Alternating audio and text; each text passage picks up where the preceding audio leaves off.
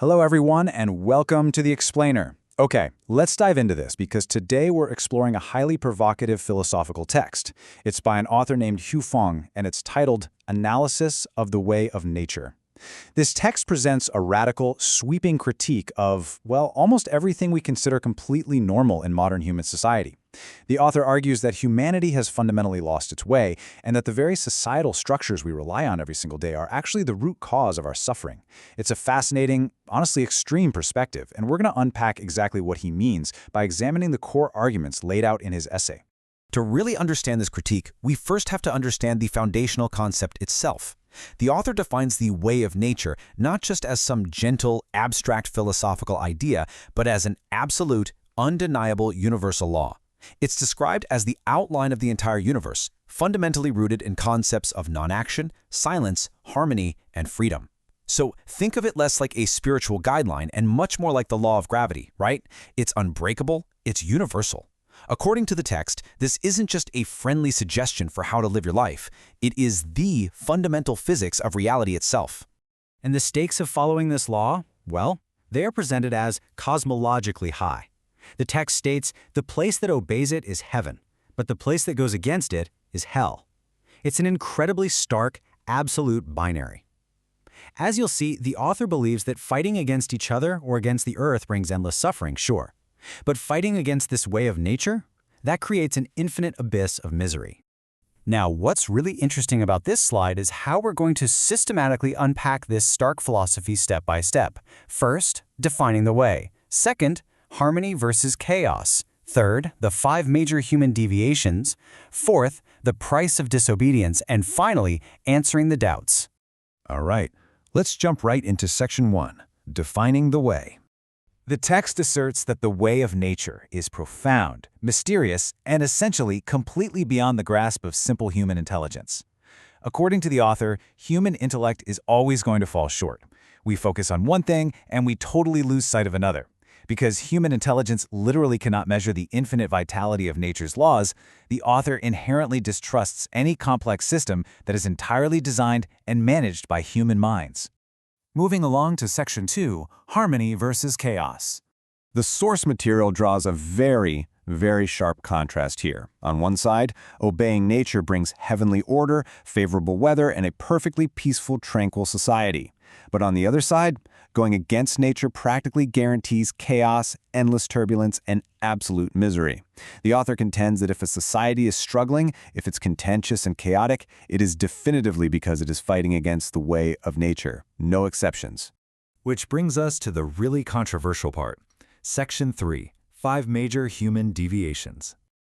The text outlines 5 massive societal constructs that it claims blatantly violate the way of nature. Now, it is absolutely crucial to clarify right here that the author actually exempts the invention of basic tools and the fundamental development of science. He doesn't hate technology. Instead, his targets are these specific social and controlling constructs. Number 1, laws and legal systems. 2, countries and nations. 3, marriage systems. 4, changing nature and others. And 5, human sciences and studies. Let's look a little closer at the first one, laws.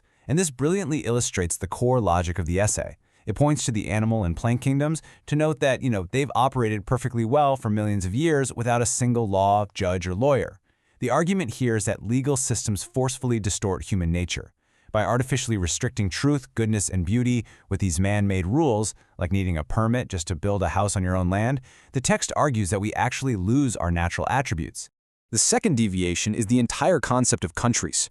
The text argues that nations act as these massive high walls, essentially turning the world into a big prison. The author asks a pretty direct question. Why can migratory birds travel the globe freely, but humans simply cannot? Now, interestingly, the text doesn't actually advocate for pure anarchy. It does concede that society needs a government. However, it argues that a government should really only be a unifying symbol, kind of like a queen bee in a hive, not a bloated, controlling manager. The more government forces its will into every aspect of life, the more the citizens ultimately suffer.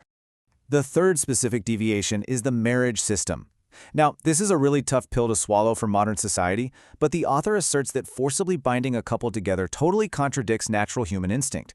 The text claims that if marriage were truly aligned with the laws of nature, phenomena like betrayal and cheating literally wouldn't even exist. And this ties right into the fourth deviation as well, this unnatural desire to forcefully change other people, which the author argues inevitably leads to mutual torture and devastation, whether that's between partners, political parties, or even entire religions. Let's look at the consequences of all this in Section 4, the price of disobedience. The author presents a highly provocative thesis here. Worldly suffering is not just random bad luck. The text categorizes natural disasters, things like tsunamis, hurricanes, and epidemics, as direct warnings from nature due to our societal deviations. Furthermore, human conflicts, like wars, riots, widespread hunger, and political turmoil, are explicitly labeled as nature's punishments. It is a deeply fatalistic view, where literally all human tragedy is framed as the inevitable consequence of relying on artificial human constructs instead of natural law. Naturally, you might have some objections. Let's cover those in Section 5, Answering the Doubts. I'm sure you're highly skeptical by now, and the author actually anticipates this exact reaction. So first question, without nations, who is going to protect us from invading forces or bad actors? Second question, without laws, lawyers, or police, who steps in when neighbors have a disagreement? Wouldn't bandits and robbers just take over absolutely everything? And a third question, without the stable institution of marriage, how would humanity responsibly reproduce and actually raise the next generation? I want you to just hold these incredibly practical, burning doubts in your mind for a second.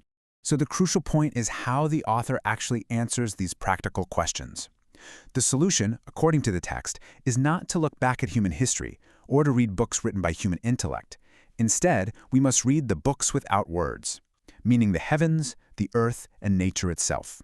The author argues that if humans completely disappeared tomorrow, the ecosystem would not collapse. By simply observing nature, we discover these incredible principles of self-regulation, mutual generation, and restraint. When things go to an extreme in the natural world, a restraining force naturally arises to balance it back out. The author insists humanity absolutely must operate on this exact same self-regulating frequency. To wrap things up, the author points to what he calls the thousand-year world as the ultimate solution. This is a realm that operates purely on the way of nature. And to those who fear that returning to nature just means devolving into some violent law of the jungle, well, the text insists that true alignment with nature actually yields the exact opposite: absolute peace, safety, and warmth. It leaves us with a truly provocative thought to walk away with today. Are the strict laws and borders of our modern society actually creating the order we crave so much, or are they artificially constraining us and creating the very chaos we're desperately trying to escape? It is a massive, massive question. And understanding this text's absolute rejection of human-made systems really gives us a fascinating lens through which to view our own world. Thank you so much for joining me for this explainer, and keep questioning the structures around you.